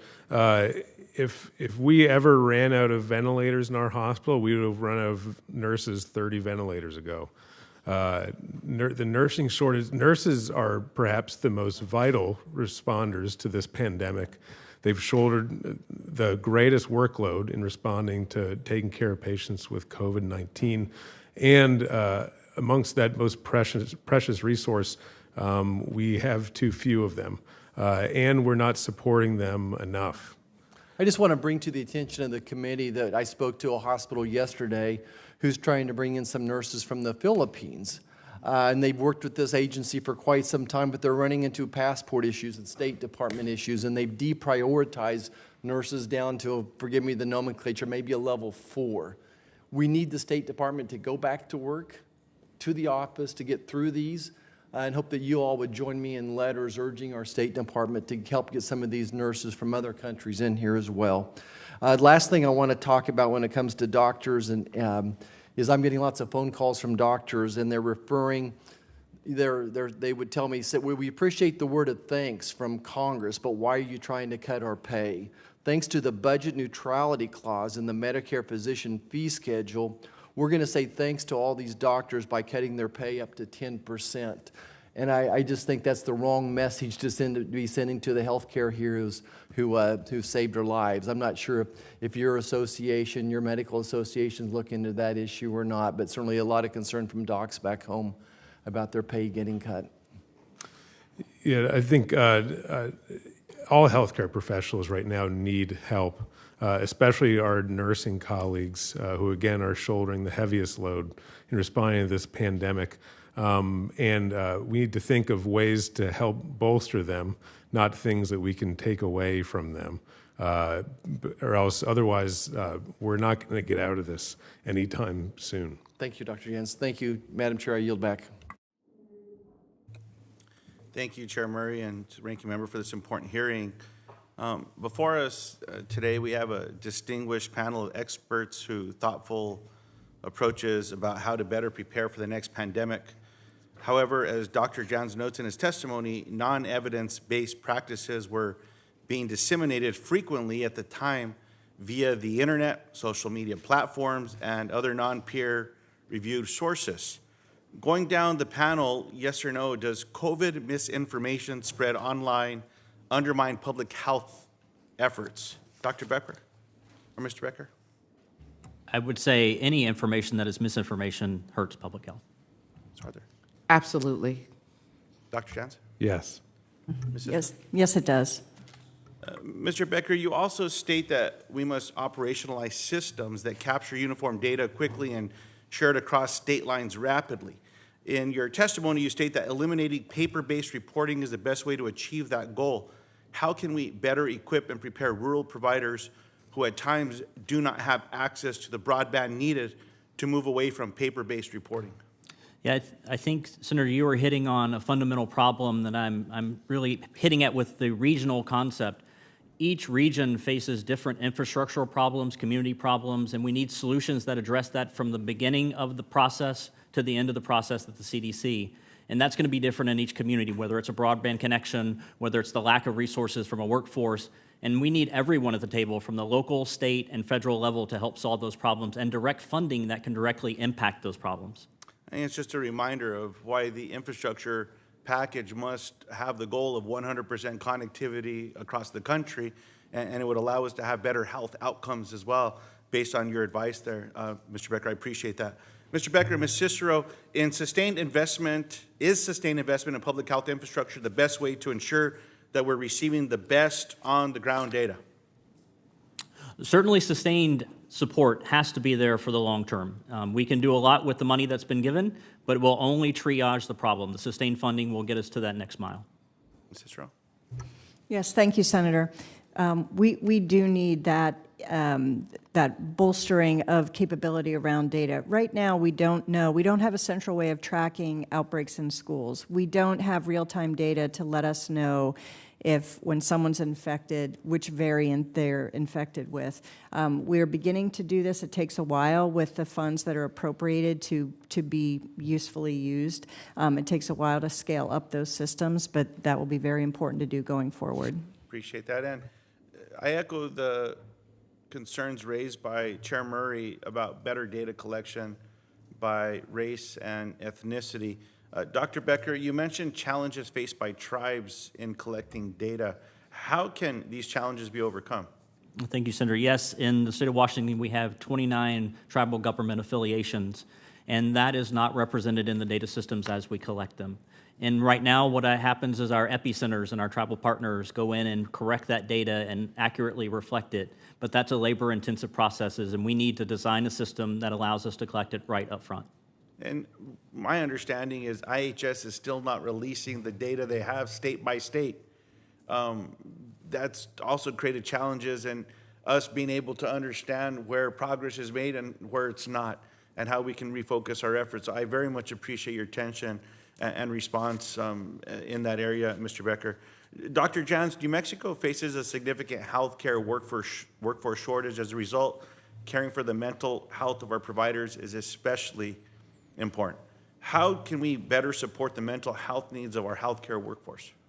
I think we first need to engage with these frontline staff to understand what their exact needs are. I think every individual is going to have different needs, especially when they've been dealing with the stress of taking care of a high volume of COVID-19 patients, and thinking that one solution for every hospital in the country is going to meet all of those needs is probably an inadequate response. We need to engage the stakeholders here, which are those frontline workers, and figure out what are their needs and how can we best develop systems to fill those needs. So, for example, if one particular hospital, the nurses in that hospital and the physicians have a greater need for mental health resources, those resources should be made readily available. This should not be difficult for them to seek out and obtain those resources. If it is a different hospital has a different need, for example, amongst their workforce, the system should be nimble enough to respond to that need. But there needs to be a response everywhere, because in this time of COVID, what happens in someone else's hospital affects my hospital, affects the hospital next to it, and around the country. And so if one hospital is suffering, all of them will continue to suffer. Appreciate that. And Chairman, I do have a line of questioning around Project Echo. I'll submit them into the record as well, but just very much appreciate the panelists for being here today. And with that, I yield back. Thank you. Senator Tuberville. Thank you, Madam Chair. Thank you for being here today. And this is for the whole group. Just a short answer would be great. You know, we spent trillions of dollars, federal government has, on COVID relief legislation. I'm a firm believer that just throwing money sometimes is not the proper answer. What we need is people and a plan. Aside from spending more money, what would you do different, Mr. Becker, on our next go-around, whatever we have coming our way? Thank you, Senator, and I completely agree that just throwing money at the problem is not going to solve it. What I suggest is actually having the partners sit down at the table and help design systems that are localized to their community, and that's why I talk about having the local partners there, the state partners there, but also our federal partners there, not just as funders that send off a contract and say, get it done, but to help us knock down those roadblocks and barriers that come up as you implement a plan, because the plan is never going to be what you wrote on paper when you begin with. But we don't have that federal partnership on the other side to help knock down those roadblocks. Thank you. Ms. Arthur? Thank you, Senator. I would actually make sure that all the data we're getting as we're learning about the disease is very quickly disseminated to both the academic and industry sector. I think that was a place where there was some delays, and particularly small and medium-sized companies didn't necessarily have access as quickly to the natural history data, all the different science, the outcomes, which could have allowed them to move even faster in their development of products. Thank you. Dr. Jantz? I'd echo the statements by my colleagues in this panel. There isn't a day that we don't use data generated by public health experts to plan what we're going to do in the hospital that day, the next week, the next month, and over the next few months. Public health infrastructure and data obtained in real time from these experts has been vital in our response to the current pandemic and any future pandemic. Thank you. Senator, I agree wholeheartedly with the comments that are made by my fellow panelists, so I'll pick a different issue. And that is, again, I think we need to be much more proactive in getting ready. We're not going to be able to scale up contact tracers, have lots of different therapeutics, et cetera, in the midst of a surge during a pandemic. We have to prepare in the future to do that. I think for medical countermeasures in particular, we need a strong FEMC. As Ms. Arthur said, we also need a very strong strong ASPR that's able to be nimble and flexible and have the authorities that it needs to work quickly and deploy resources effectively in the middle of a crisis. Thank you. This is another question for the whole group. We'll start with you again, Mr. Becker. You know, we spent $41 billion on COVID research, $41 billion. And kids are getting ready to head back to school. Are any of y'all aware of any studies that we've focused on for the effectiveness of masks for kids under 12 years old? That's getting ready to be a huge topic. Mr. Becker. Thank you, Senator. That's outside my lane of expertise. Okay. Me as well. I don't know of any studies. Dr. Jantz? That is also outside my line of expertise. Senator, thank you for that question. Found somebody that knew something about it. Good. I think that opening schools and how safe our kids are in schools in the fall is on everyone's mind right now. And I'm not aware of a study that focuses on the effectiveness of masks for children under 12. But again, this is an area where we need to develop better masks that are reliable, that fit different kinds of faces, that are wearable all day, that kids can communicate through. I do think that it's very reasonable in states and localities where cases are surging and hospitalizations are beginning to fill up to maybe reimpose some mask mandates in those areas. And certainly for our kids in school, for now, it would be important that they wear those masks indoors. I hope that what we've just gone through for the last year and a half, that if we start to wear these masks again, God forbid, heaven help us, that we would come up with a mask that everybody understands that actually works to some degree. Because you see people wearing masks that obviously they don't work. They're just wearing something put over their face. I heard very early from doctor friends of mine that said, listen, nothing but an N95 really helps. Everything else is kind of shot in the dark. Is that your thoughts? Thank you, Senator. Not completely. I believe that wearing the cloth masks that we've had available has helped to reduce transmission, especially indoors when we know the risk of COVID transmission is much higher. But we can do better. And I think that we haven't innovated in this area, and we haven't really tried hard. I know that BARDA has recently had a mask innovation challenge. That's a good thing. I think we can do a lot more in this area to get better masks for the general public, and also to be able to generate them quickly. I think when people buy masks in the CVS, they should know, first of all, they're available, and secondly, they're certified, and so they're effective at reducing the risk of infection. That's a good idea, certification. Thank you, Madam Chair. Thank you. Senator Murphy. Thank you very much, Madam Chair. Thank you for convening this hearing. I would have hoped for a little bit more robust answer from the panel with respect to the efficacy of masks. I mean, we have enormous amounts of pretty reliable data telling us that this is an incredibly effective means of controlling the virus. We have to look no further than the story of influenza in 2020 to know what a difference it makes, even if you're not all wearing N95 masks. We essentially eliminated the flu over the course of the past year. Why? Because the flu is much less contagious than COVID-19. I share the hopes of Senator Tuberville that we can get to a point where we are not required to wear masks in any setting, but I think it's important to tell the American public that they work. I wanted to turn to you, Ms. Arthur, to talk just for a second about the issue of intellectual property protections.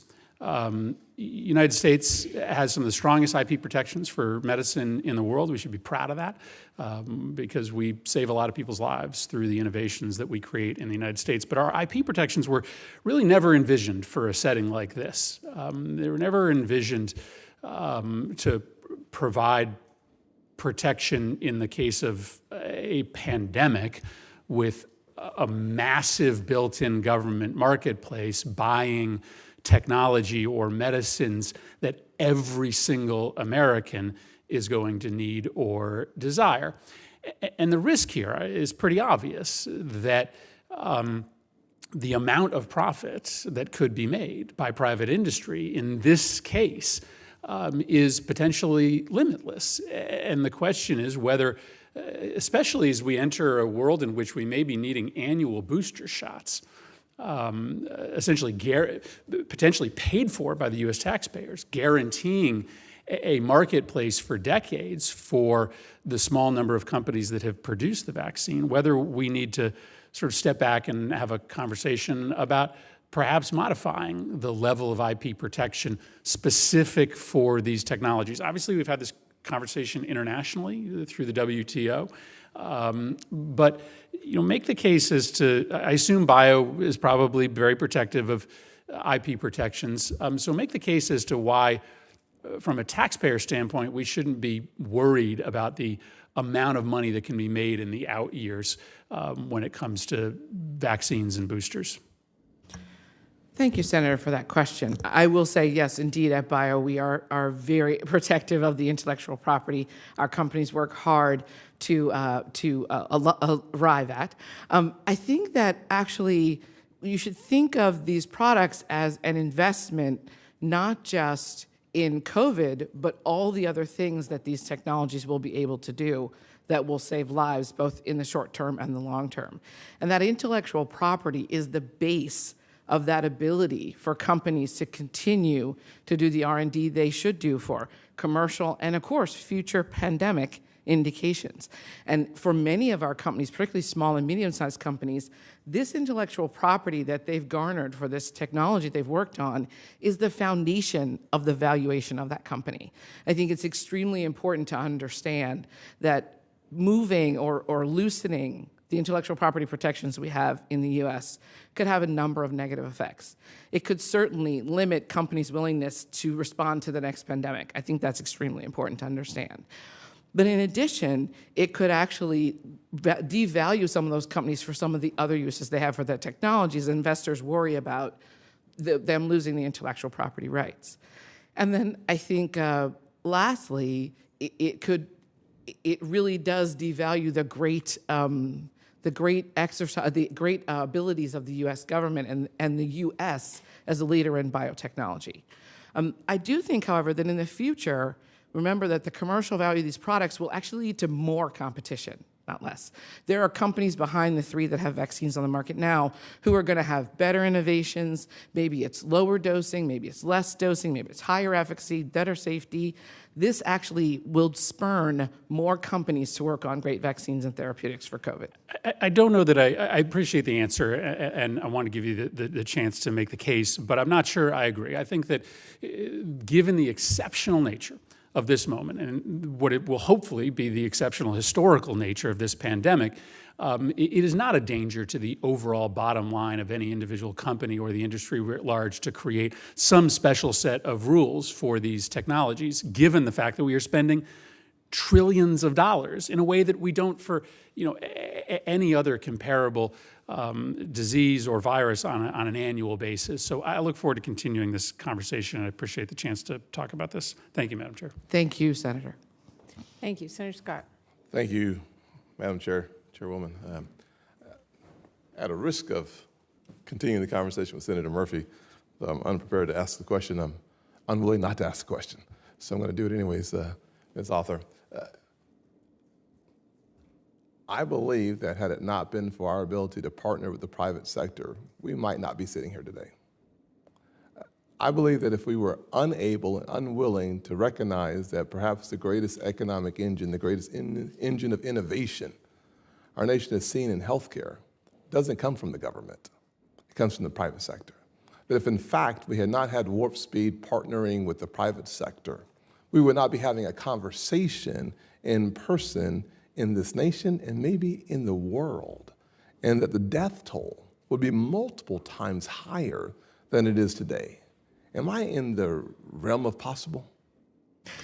I firmly agree. I think what was really strong about Operation Warp Speed was the collaboration and the skills that were deployed by industry with the help and advice of government, but really the U.S. government relied on what are decades of experience with experienced and small and medium manufacturers to really deploy the best of science for a really important goal. And doing it I'm still marveling. I've been in the vaccine business 25 years. I'm still marveling that we made these extremely important, efficacious, and safe vaccines in a year and deployed them in 6 months. It's incredible what we've done. I remember sometime in April, May of 2020, when I think it was NBC that said that the theory that we were going to have a vaccine within a year would take more than a miracle. It was nearly impossible to have any appreciation or expectation that somehow, some way, with all the great minds in the world working together, we could do what we have done. And so I do think we should have a longer conversation about the power of partnership and the synergy of public-private partnerships in many areas of government. I think we could easily miss the point of why we're having this hearing and why we're able to have this hearing. However, I have questions about virtual health and telehealth, and I'll get to those prepared questions, so thank you for that. When I think about the pandemic, I don't find many silver linings at all. The death toll is devastating. The number of folks who have recovered but not fully is just mind-boggling. What I do see, however, as the possibility of a silver lining is that perhaps the telehealth conversation accelerated forward 5 or 6 or 7 years. But in that silver lining, I think about in rural America, rural South Carolina, where 1 out of 4 people don't have the ability to connect because they have a flip phone, no phone, or not a smartphone. 15% of Americans find themselves in the same category as almost 1 out of 4 rural Americans. The telehealth platform is so important that we probably need to spend more time investigating audio only in that telehealth delivery system with integrity in the system to make sure that we're talking to the patient if we can't see the patient. I think this platform needs greater investigation and frankly, more resources. Thoughts on that? I'll just start with you, Mr. Becker. Thank you, Senator. Yes, absolutely. I think telehealth has advanced because of the pandemic, and there is infrastructural problems to getting it to the last mile and in rural areas. When we were at Public Health in Harris County, we put the mobile telehealth on mobile vans and drove them out to communities of need that didn't have access. And we found community centers with extra space to set up the private rooms so patients could come into the community centers they were already visiting and have access to those services while they were there. So there are solutions, Senator, but I think, again, going back to your previous, we need to work with our local partners, but also our private partners to figure out how to get that technology and those services out. Thank you. Let me head to my last 30 seconds here. Dr. Jantz, my mother's worked in a hospital for the last 47 years, and I think about all of our emergency responders who are willing to stick around and do their jobs in the face of losing their own lives. And I know that the importance of PPE and obtaining the drugs that were necessary. Did your hospital encounter any problems or challenges with PPE or drugs? Thank you, Senator, and thank you to your mother for her service over all those years. We obtained and maintained adequate supplies of PPE and medicines during the pandemic. It did require lots of work and effort, asking lots of other hospital systems around the state and country to help us out with those items, but we were able to maintain those items, and by just the generosity of our community. In spring of 2020, community members were dropping off N95 masks in the lobby of our hospital for us to use on the scale of hundreds to thousands of them a day. It took a village, but it worked. I'll say, as my time has run out, Madam Chair, that the excellence that we've seen in America's healthcare system is a marvel of the world. And I think bills like my Made in America Act that would provide more reasons to bring your PPE home and your generic drugs being made here in America is a necessary component of what I consider resiliency. Our nation needs to be more resilient when it comes to challenges, and one of the ways for us to get there is for us to work in a bipartisan fashion together to bring home some of those really important resources to our nation. Thank you for the extra minute. Thank you. Senator Baldwin. Thank you, Chair Murray. I have long prioritized the need to prepare for pandemic influenza and have worked with members of this committee and back in my House days on the Energy and Commerce Committee on that mission. And And we've made progress, but I think we can build on this progress as we plan for unknown disease threats. I'll soon be introducing the Disease X Act to do exactly that. Specifically, the Disease X Act would provide BARDA with the additional resources needed to stand up a medical countermeasures program aimed at developing responses to unknown viral threats, or Disease X. Ms. Cesaro, you noted in your testimony that there are certain viral families that are more likely than others to lead to a large-scale outbreak. What do we know about these viral families that are cause for concern, and why is it critical that we make an investment sooner rather than later in a Disease X model? Thank you for that question, Senator.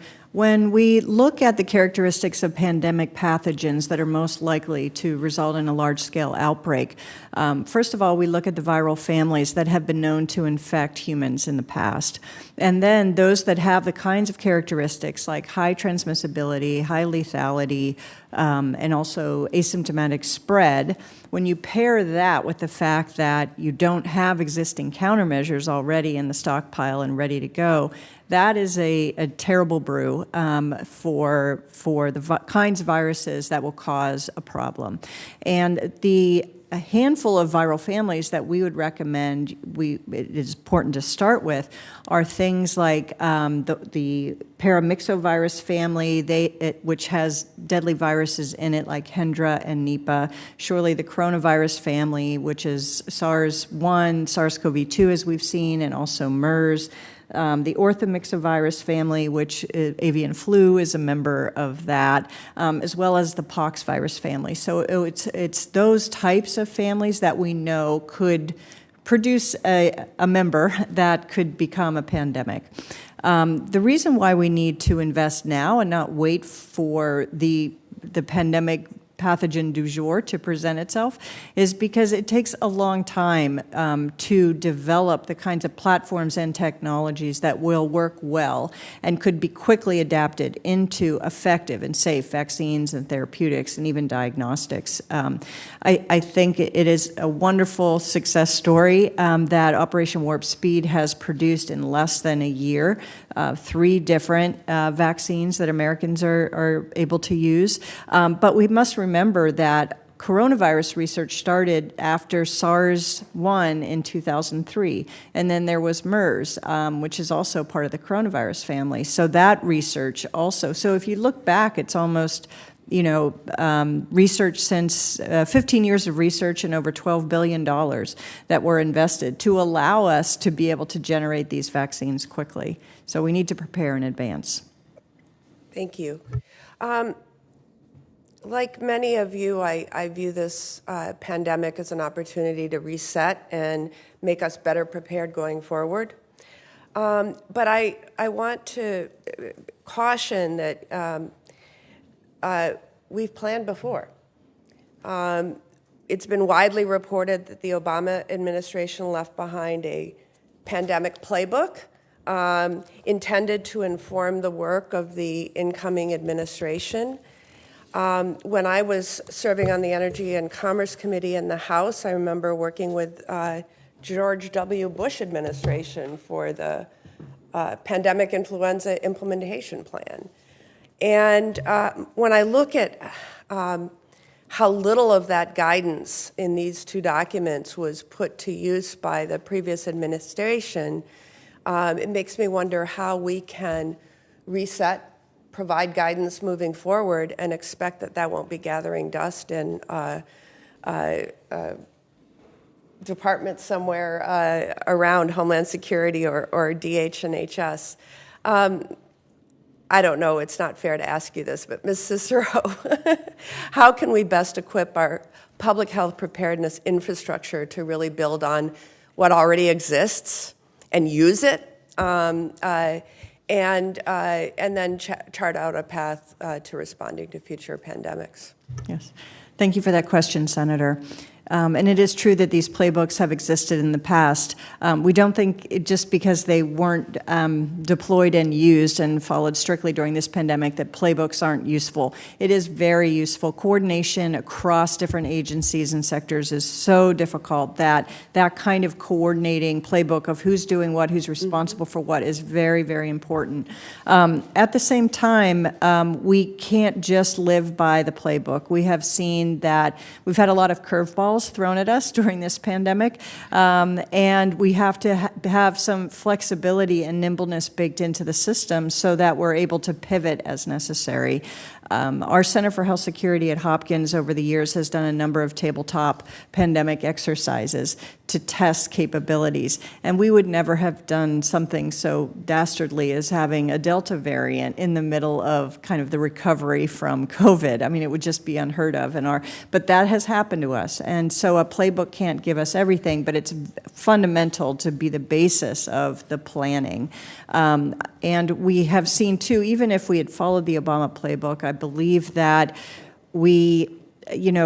our public health infrastructure is still woefully under-resourced and not quite in the 21st century. So we have to get those capabilities so that they can be deployed according to, national plans that make sense. Yeah, but the fact is we didn't use the playbook.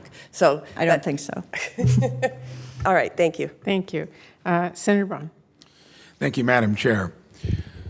In observing this journey from the beginning, I'd like to reflect what Senator Scott said. I think it is amazing how the private sector, I remember early on CDC, FDA maybe arguing about who was going to control the dynamic. Thank goodness it went the way it did, and a modern miracle that we got the vaccines done that quickly. I'm more concerned about this. We got the Delta variant. When you look at vaccinations, it's got to be 85% of the world, technically. I'm in the logistics business before I got here. That seems like mission impossible, and I think we need to keep pushing to do the best we can. Begs the question, though, that this is so disproportionately affected 1% or under of our population. And I'd like you to each take maybe a minute or less. I'd like to hear all four opinions. Doesn't it make more sense to put resources into where you really go after the therapeutics to focus just because of the numbers where you got to focus on maybe 1% to have something that looks like it's already eluding vaccinations? And I think you got to do both. But I have not heard enough conversation about putting disproportionate resources into therapies that when you do get critically ill, and especially focused at the data we've got on who does get critically ill, should we be pivoting to putting more effort and resources on therapy while doing vaccines? Start with Mr. Becker. Thank you, Senator. I think we're going to have to do both, and I think you have to leverage and triage what the immediate need is of the virus at the time, and that's going to require pivoting at multiple points, probably the way this virus has handled itself. Thoroughly agree. It's extremely important, Senator, that we have therapies not just that can potentially treat early stage disease, which I think we are at now, but the new therapies that we see coming that could treat the more serious consequences and get you out of the hospital faster will save lives and save money as well. Completely agree that a combination approach is going to be vital. The comment I'd added on the therapy front, though, is remember all the therapies developed to date to treat patients with COVID, especially critically ill adults with COVID, none of them are curative. They may save some lives, but many patients will still die even with these new therapies that have been developed. So I don't think that only a therapeutic approach here is an answer. The preventative approach is still vital. Thank you, Senator. I agree with Dr. Jantz. I agree that we need to do both, but we also should remember what vaccines are intended to do. When we talk about vaccine effectiveness, it doesn't mean effectiveness against any infection at all of the virus. Instead, it's effectiveness against clinically apparent disease. And we have seen, while cases are still rising, that as compared to last year, hospitalizations, deaths are about half of what they were before. And that really is due to, in large part, to vaccination. But certainly we support the development of therapeutics as well, because they have an important role to play. So then I'll be more specific. Do you think that we can outmaneuver this devious virus through vaccinations only? And I know you've just said you'd like a combined approach. And then do you think conferred immunity from infection is an ally in the effort as well? Mr. Becker. Thank you, Senator. I would just say that's probably outside my lane of expertise, so I'll pass to my colleagues. Okay. I think that it's extremely important to actually focus on the vaccination campaign, because I think it's the longest term way to protect us. The vaccines are showing that they work against the variants, and I think innovation will actually allow us to keep up And with that. logistically, we can actually pull that off across the world? I think we can. I think we can. I think the industry, Gavi, the countries, the WHO are working hard to do just what we did in the U.S., get these vaccines as close to people And my as we can. comment would be that logistically, it looks like we're not, even though I wish we could. Even when you look at the most kind of agile country in the world, ourselves, with the difficulties we're running into, and this has nothing to do with anti-vaccine, because we're lucky we got a vaccine. It's just the mechanics of pulling it off. I agree, Senator. It's definitely complicated, but you've seen a lot of innovation in the way we're doing it. And for treatments, I think what is hard is that some of the treatments have a very complex way of being given. So we could probably have the same logistics issue there. If we had a simple pill we could give, I agree with you, that might help us save lives. But I think vaccination has an infrastructure globally where once we get the vaccines there, they can be deployed. I'd point us towards all of the pandemics and diseases of the past, fortunately, that have been eradicated by vaccines around the world. This has been done before. This can be done again. We need to root cause analyze why it hasn't happened yet, figure out what those reasons are, why we haven't had as much vaccine uptake, and then address those causes and attack this from that angle. Seems to me most of the other ones have not been that transmissible, and they haven't looked like they turn into variants that quickly. Senator Brown, we have a vote called, and we've got a few more senators here. I'm going to ask you if we can please wrap quickly. Thank you. Thank you. Senator Rosen. Thank you, Chair Murray, and thank you, everyone, for being here and testifying. As Dr. Jantz just said, no therapy is curative yet. I do hope that we get there, but it will take time. And so I want to talk about booster shots. We continue to work towards fully vaccinating our country. We have to plan ahead, and we have to ensure a robust and effective system for any booster shots that might be needed in the future, particularly for some of our vulnerable populations. So Dr. Jantz, some early research is showing promise for immune-compromised patients such as organ transplant recipients who have they need to have increased antibodies to fight COVID after a third dose, possibly, of the vaccine. More reporting has just recently come out about this. So has the research determined what a sufficient antibody level would be to provide protection? And is there currently a standard testing protocol for healthcare providers to test their patients, especially the most vulnerable, to see what those levels are and if, in fact, they might need the booster? I'm aware of the recent research that was published that in patients, specifically solid organ transplant patients, where when they received a third vaccination dose, that they had almost a 50% increase in their antibody response. What level is protective is outside of my area of expertise. My specific environment that I work in, University Medical Center in New Orleans, which serves an underserved patient population and patients that are immune compromised, we need the answer to these questions to know how to take care of these patients better, and we look towards the experts in giving us those answers. Yeah, I think it's really important for us to be able to have the scientists tell us what those levels are so we can determine the next case. And if we need a booster, when we need it. And Senator, I'll say that there's a lot of really great research going on as we analyze the small number of breakthrough cases to existing vaccines that will help us establish what that correlate is. They'll test people, have a breakthrough, and see where their antibodies are. That data taken together allows us to see what the number is we should watch for that tells us what protection will be long term. yeah, that'll be helpful all around the world, I think. And do you have any information, anybody on the panel, for the latest research on possibly a universal booster? So regardless of what vaccination you may have received, you can just go ahead and get a booster. There's several studies going on. There's studies going on with what we call heterologous boosting, where they're looking at, if you got J&J, you get boosted with Pfizer or Moderna, and other products that are right behind that are also in those studies, like Novavax's product. So we will certainly see whether we can boost across the various platforms. I think, in addition, companies are looking at what we call the cross protection across new variants. And a lot of this data we're seeing on whether or not you work against Delta or Lambda is part of that assessment of how these products work long term. And then some companies are looking at actually adding more virulent strains to their existing product. You may have what we call like a pan-corona vaccine in the future. Right. No, that's great. Thank goodness the scientists are working so fast with the modern computing. It's going to hopefully save the world.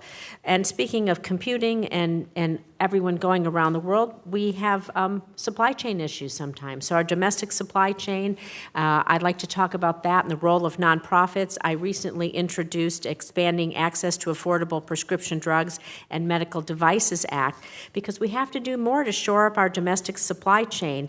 And hopefully this is going to reduce drug costs and drug shortages and build up our domestic manufacturing capacity through support of nonprofit drug and medical device organizations. So, Ms. Cesaro, could you talk about the impact that increased domestic supply of affordable critical drugs and devices would have on our ability to strategically plan, well, for what's still going on in this pandemic or, God forbid, any future pandemics? Thank you, Senator Rosen. I do not have the adequate background to talk in detail about the supply chain issues for low-cost drugs versus other kinds of drugs, but I can reiterate your concern, and I agree that one of the major lessons that we have learned from this pandemic is that we did not have a resilient enough supply chain. We need to do more to bring manufacturing into the United States. We need to know where our supplies are coming from. We need to make that more reliable so that it will be able to surge in the middle of some kind of public health emergency and have the supplies we need, rather than losing control of that and not being able to get life-saving drugs to people, and also PPE and other medical supplies that we need in the middle of a pandemic. Thank you. I appreciate all of your answers and being here today. Senator Hassan. Well, thank you, Madam Chair and Ranking Member Burr. Thanks to all of our panel for being here today. I want to start with a question to you, Ms. Cesaro. You're very familiar with the challenges we faced during this pandemic, including the inability to manufacture and distribute essential medical supplies and personal protective equipment to healthcare workers. I recently introduced bipartisan legislation with Senator Cassidy to help address these challenges, and you've spoken generally about the importance of being prepared, but specifically our bill would improve transparency into the Strategic National Stockpile, authorize transfers of expiring products, assist states in establishing and maintaining their own stockpiles, and incentivize domestic manufacturing. So can you speak generally, or if there are specific issues we haven't addressed yet, to the importance of investing in our preparedness infrastructure, including the Strategic National Stockpile? Thank you for that question, Senator. And as Senator Burr referenced earlier, our Strategic National Stockpile really was created with bioterrorism mindset. Right. And it's time to break out of that, not to leave that behind, have that to be included, but go beyond that.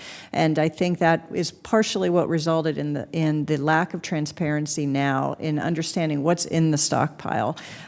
People seem to know little bits and pieces, but a lot of it is classified. And so we should should do what we can to increase the transparency. Also, I think it's appropriate to have a deep assessment of the stockpile. Do we have what we need? How do we get what we need? I agree with you that having stockpiles in states or other locations to add on, not replace, our strategic national stockpile would be a good thing. I also think we should be thinking creatively about how to make sure all our products in the stockpile don't sit on the shelf and expire and then be thrown away. We could recycle, or we can, give PPE and masks, et cetera, to hospital systems to make sure they're being used, and then replenish the stockpile as we go, rather than holding on to it all. So thank you for introducing that legislation. I think that would be an improvement. Thank you very much. Mr. Becker, the clinical lab at Dartmouth-Hitchcock Medical Center in New Hampshire has been conducting COVID-19 test sequencing in partnership with public health officials. Sequencing COVID-19 test samples helps us stay ahead of potential outbreaks, which is especially important given the emergence of several variants, including the Delta variant that we're dealing with right now. The size of these sequencing data files can make data exchange between hospital systems and public health officials more difficult, which limits the ability of states to identify emerging variants in real time. What specific steps can we take now to ensure that labs and public health departments are able to quickly and efficiently exchange data in support of their efforts to track the Delta variant? Thank you, Senator. I think having the CDC set standards and a secure system to allow that to happen like they do in other disease sets would be an initial first step that we should take. Okay, thank you. And then a question for you, Ms. Arthur. Over the past year, companies have struggled to source active pharmaceutical ingredients, and Americans have struggled to access essential medications. And this is really kind of a follow-up on Senator Rosen's line just now.